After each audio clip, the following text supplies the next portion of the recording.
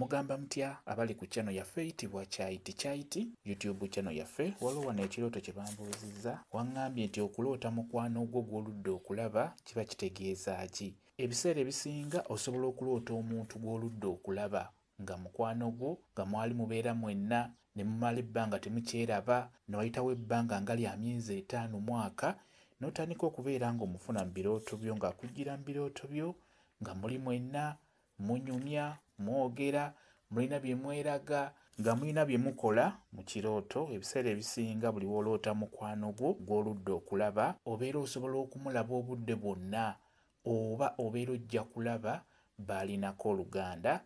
N'olwekyo okuloota mukwano gwo gw'oludde okulaba, obeera okyayinza okumulaba mu nnaku ezitali za wala, oba obeera osobola okusanga oba okulaba oyo gw'alinako oluganda yenna, oba muganda we, oba maama we, oba kojja we, oba ani. Osobola omusangiriza tugeze nga mu ttawuni oba owantu wonna n'omugwako oba n'ogwa ku oyo gw'alinako oluganda, wadde temunyumizza n'oyo gw'alinako oluganda naye n'omulaba n'ogamba nti oli muganda wa gundi, oba oli kojja wa gundi, oba oyo ssenga wa gundi. N'olwekyo buli woloota mukwano gwo gw'oludde okulaba, kiba kyangu okulaba oyo gw'alinako oluganda mu nnaku ezitali za wala.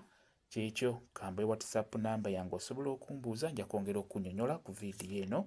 WhatsApp namba yange eri 0777873401 yeeyo WhatsApp namba yange. Mwebale kubeera ku channel yaffe eyitibwa Kyaiti YouTube channel yaffe. Kye mbasaba mugende mu maaso n'ogyegattako mubeere bulungi. Mweraba.